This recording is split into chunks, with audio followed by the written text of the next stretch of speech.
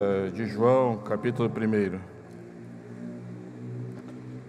do verso 1 até o verso 4.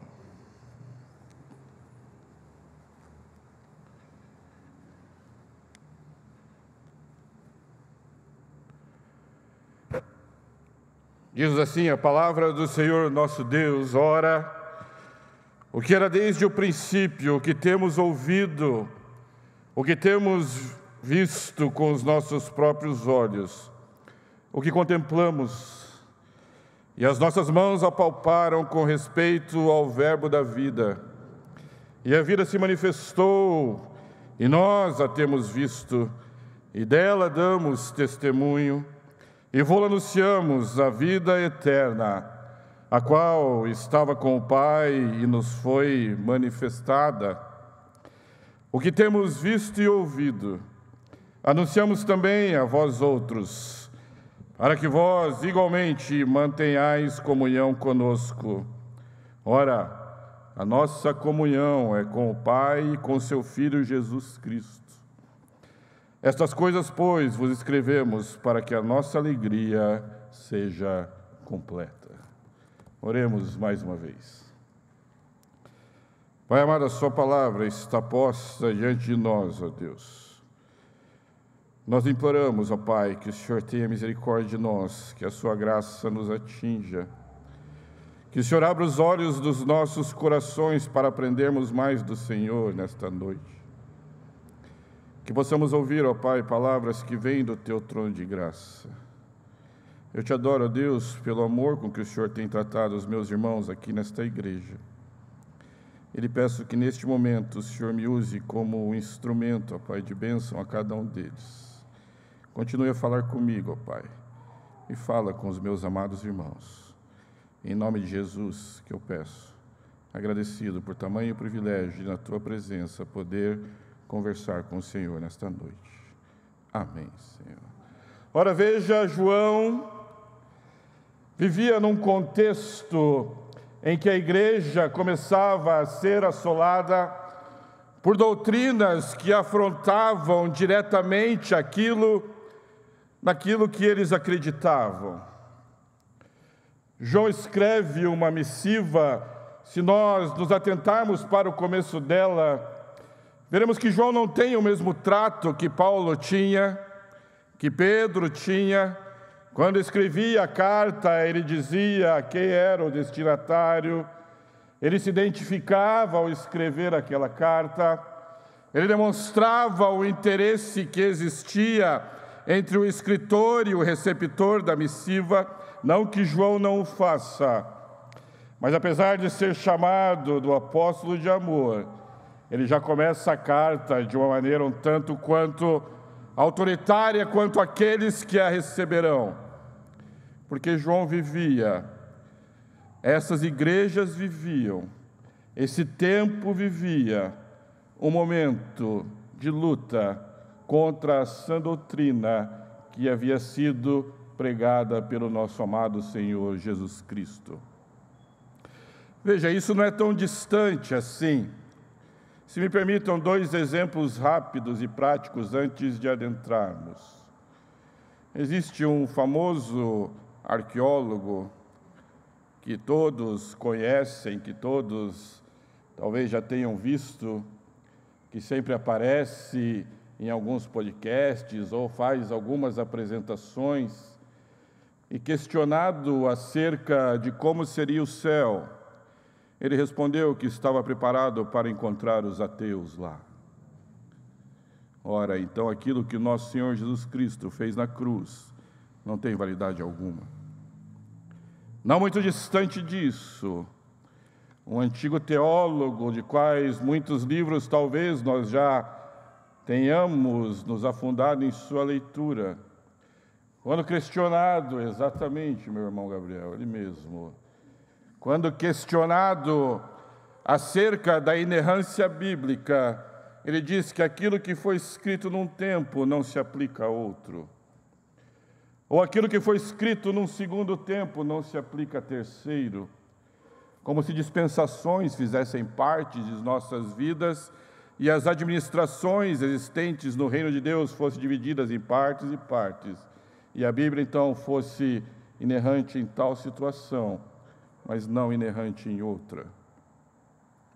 Perto de nós, perto dos nossos filhos que têm acesso a isso, perto daqueles que crescem conosco, doutrinas que afrontam, que frontalmente batem sobre aquilo que nós aprendemos, sobre aquilo que Cristo fez na cruz. Eu gostaria de chamar a atenção de vocês que quando João escreve, é isso que eu digo, ele nem se identifica, ele já chega direto na questão. Veja o que ele diz lá no verso 1, ele diz: eu sou João, apóstolo amado, presbítero da igreja, escrevo a vocês, quem sabe, as 7 igrejas aqui da Ásia. Afinal, João estava em Éfeso, é lá que ele termina a sua vida. Ele não diz isso, ele vai direto ao ponto e diz: o que eu desde o princípio era, o que temos ouvido, o que temos visto com os nossos próprios olhos, o que nós contemplamos e as nossas mãos apalparam com respeito ao verbo da vida. Mas por que João escreve isso? Vá comigo um pouco mais à frente do texto que nós estamos lendo. Capítulo 2, versos 22 ao verso 26. Vire uma página da sua Bíblia, por favor. Veja o que diz o capítulo 2, do verso 22 a 26. Que pesadas palavras daquele considerado o apóstolo do amor. Quem é o mentiroso? Senão aquele que nega que Jesus é o Cristo. Este é o anticristo, que nega o Pai e o Filho. Todo aquele que nega o Filho, esse não tem o Pai. Aquele que confessa o Filho tem igualmente o Pai. Permanece em vós o que ouvistes desde o princípio. Se em vós permanecer o que desde o princípio ouvistes, também permanecerei vós no Filho e no Pai. E esta é a promessa que Ele mesmo nos fez, a vida eterna. Isto que vos acabo de escrever é acerca dos que vos procuram enganar. E eu estou preparado para encontrar os ateus lá no céu. Isso acerca do que eu vos escrevo é sobre aqueles que vos tentam enganar. João escreve esta missiva aos crentes por amor a eles, para combater situações que enredavam a igreja naquele tempo, assim como situações estão a nos cercar nos tempos em que nós vivemos. E se cuidado não tivermos, seremos enganados por aqueles que foram postos unicamente para isso.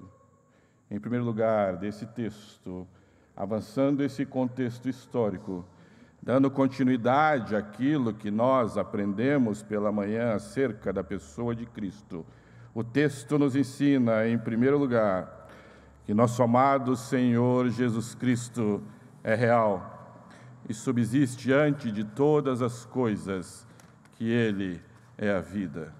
Acompanhe comigo mais uma vez o verso 1, o que era desde o princípio. O que era desde o princípio. Essa expressão princípio nós já a lemos, já ouvimos várias vezes na própria Bíblia. Diz que no princípio Deus criou os céus e a terra. Diz que no princípio era o Verbo, e o Verbo estava com Deus, e o Verbo era Deus.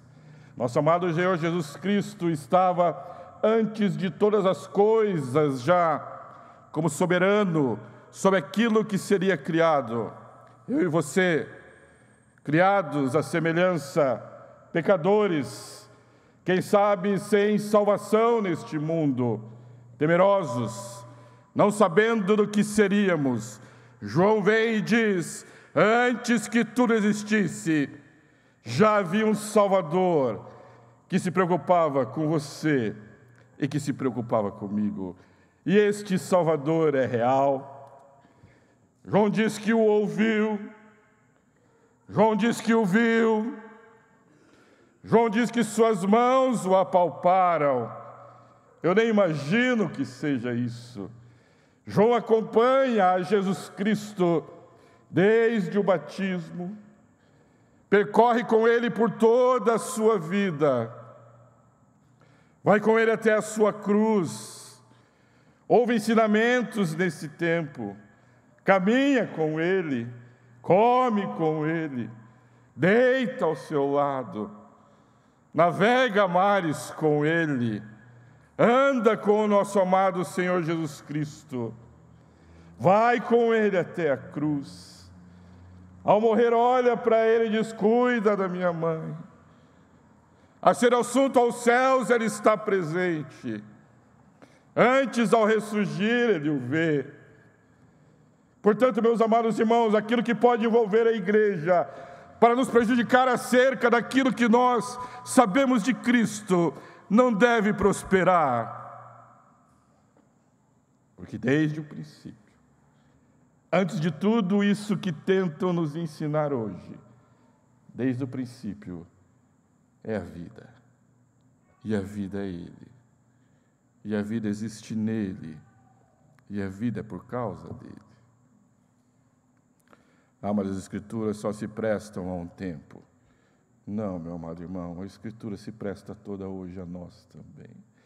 Veja que João usa uma expressão, ele não fala assim, aquele que era desde o princípio. Se atente a isso. Aquelas aulas de português que nós faltamos, talvez nos faça falta agora. A interpretação de texto, ele diz aquilo, ele quer dizer que o verbo, o próprio evangelho, produzido antes da fundação do mundo para nos alcançar, já existia nele.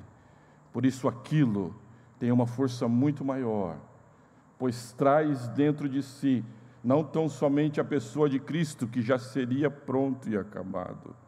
Ele diz aquilo, o nosso Cristo, o nosso Evangelho, a nossa boa nova que nos alcançou, isso já existia antes de todas as coisas.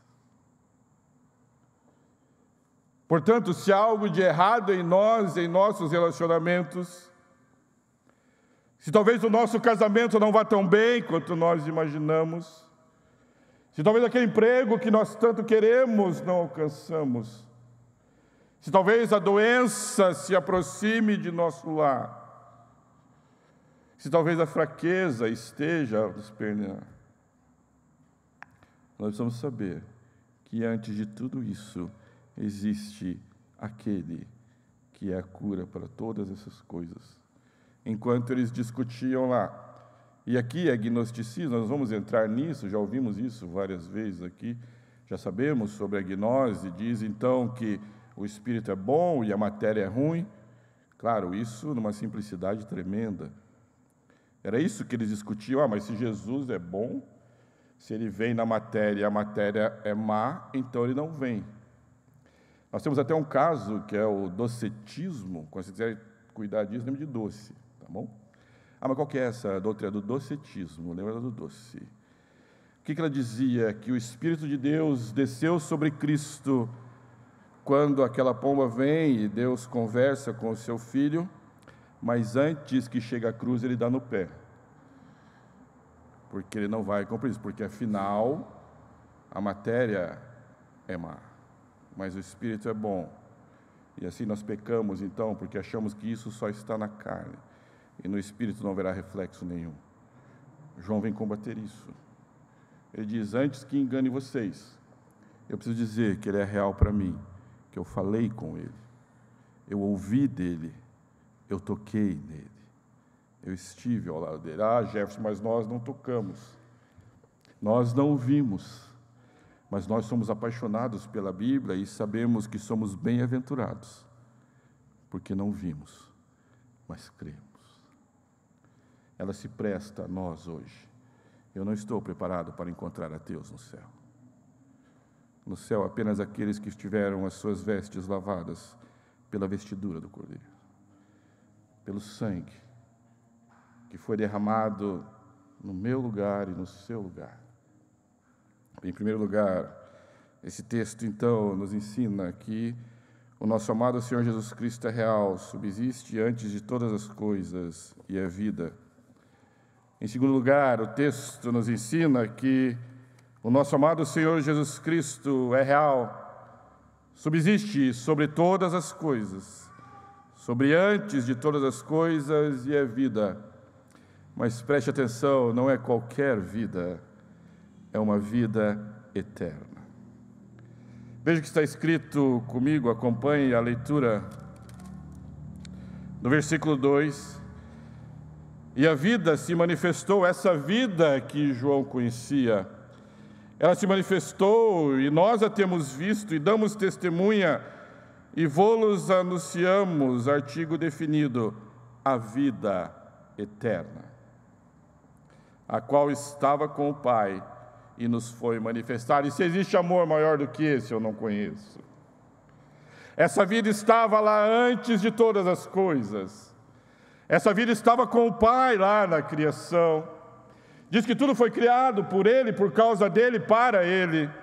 Não é assim que nós cantamos? Até o nosso amado coral se chama Tudo por Ele. É isso, né? Estou errado. É isso? Ótimo. Diz que é tudo por Ele. Ele estava lá. E nós estávamos aqui, longe, distante do nosso Salvador. Mas diz que o nosso Pai nos amou de tal maneira, o nosso Pai nos amou de tal maneira, que manifestou o seu Filho a nós. Eu gosto dessa expressão, o Conselho da Trindade, que você não vai achar em lugar nenhum, mas eu gosto dela. Eu gosto da expressão do Conselho da Trindade, quando a Trindade está lá para, isso, claro, é uma liberdade que nós tomamos aqui, teológica, para criar todas as coisas, e eles conversam entre eles. Pelo menos eu fico a imaginar isso. E assim, nós vamos criar um mundo. Vamos, façamos o homem à nossa imagem e à nossa semelhança e domine ele sobre todas as coisas. E Deus, como nunca é pego de surpresa, sabe das coisas que aconteceriam. A solução, o filho olha para o pai e diz, a solução. A solução. Seja feita a sua vontade, pois há solução. Mas e como é que nós faremos isso? E quando, na plenitude dos tempos, não se preocupe, meu amado filho, na plenitude dos tempos, você será manifesto a eles. Que amor é esse? Na plenitude dos tempos, eles te conhecerão, porque é necessário que sangue seja derramado, para que o resgate seja pago, para que a remissão proposta seja encerrada, para que através disso, quando eu olhar para cada um dos meus amados filhos da Silva Jardim, não olharei para eles e nos seus defeitos, mas olharei pelo sangue que você derramou na cruz, para salvar cada um deles. E isso é real. O nosso amado Senhor Jesus Cristo estava desde o princípio. Ele era vida, mas não qualquer vida. Não era uma vida fugaz, não é uma vida passageira, não é uma vida efêmera, não é uma vida que tem A e a gente termina no B. Diz-nos a palavra que nós acabamos de ler, que é uma vida eterna.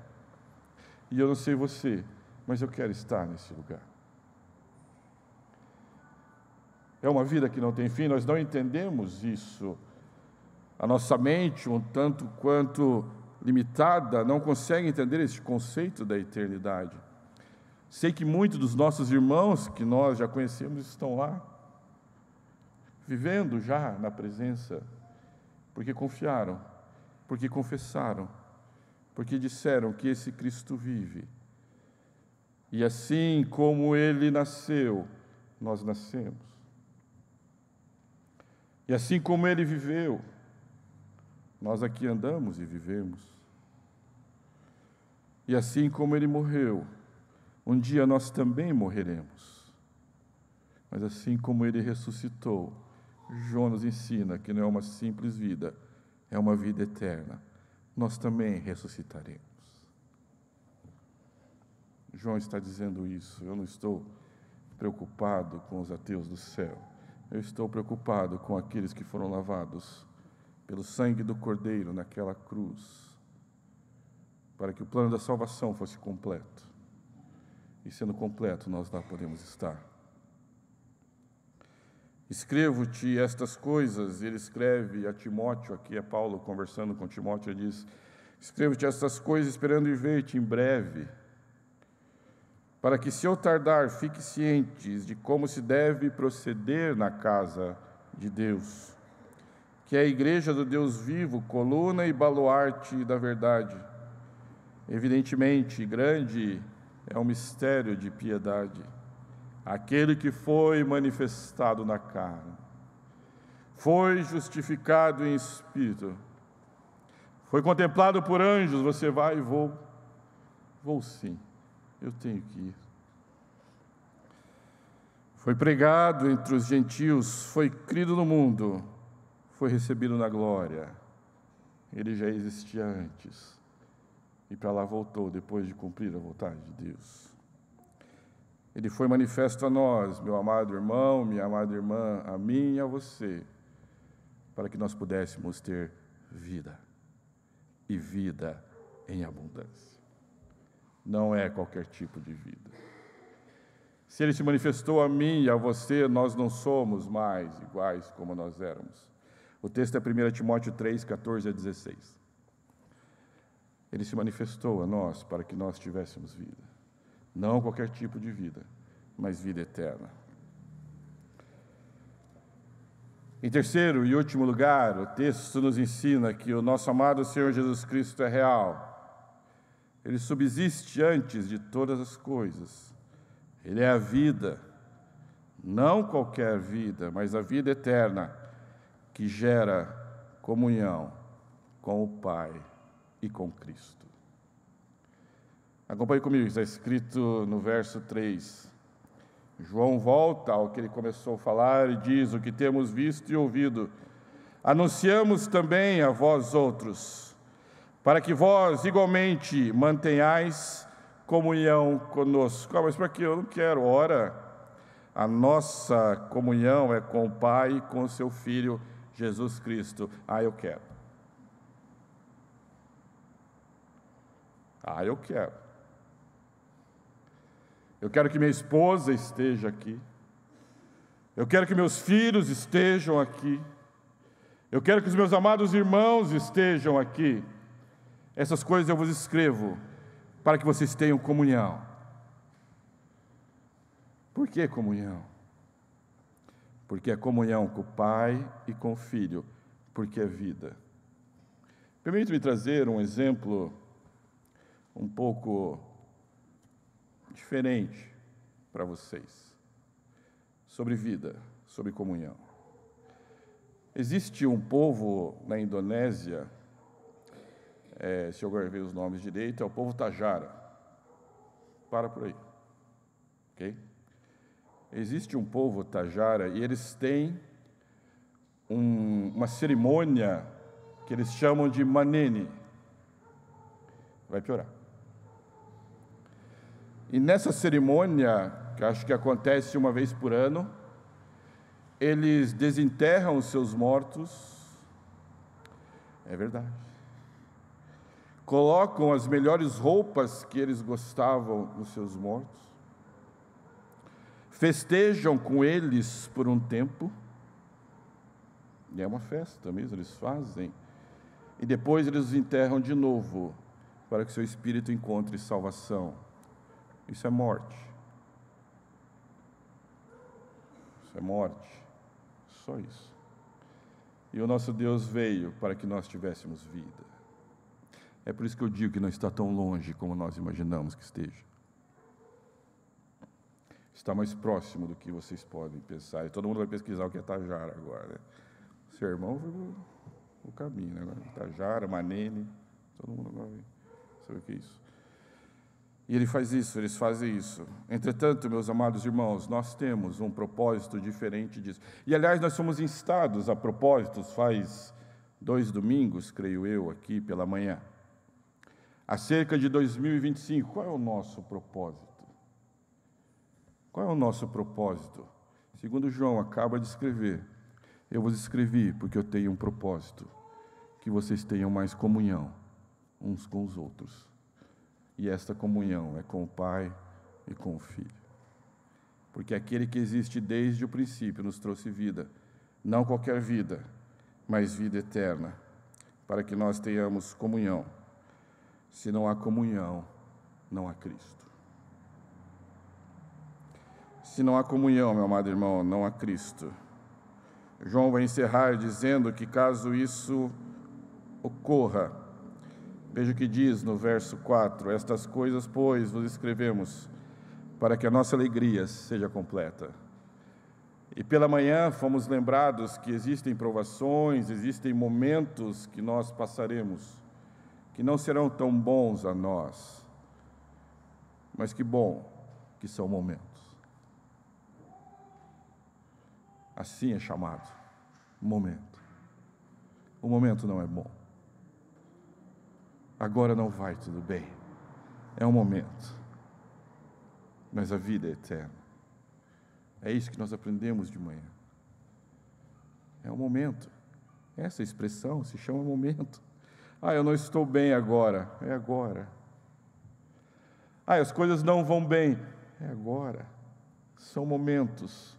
Momentos para nos aproximar de Deus, como ensinado pela manhã. Mas guarde em sua mente, são momentos. Porque aquele que existe desde a eternidade é eterno. E nos trouxe vida eterna.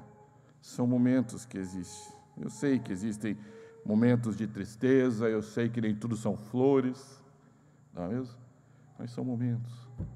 São momentos. Nós vamos lembrar que alguém trocou a sua alegria, suportando a cruz, para que nós pudéssemos estar aqui nesta noite. Trocou a sua alegria, suportou a cruz, para que nós estivéssemos aqui nesta noite. Eu quero estar diante desse Deus. Concluindo, meu amado irmão e minha amada irmã, algumas aplicações práticas disso que nós lemos nesta noite. Em primeiro lugar, nós precisamos conhecer mais a Cristo. Veja que quando ele escreve, ele fala, eu não sei, talvez vocês estejam se esquecendo um pouco, eu preciso lembrá-los, aquilo que existe desde o princípio.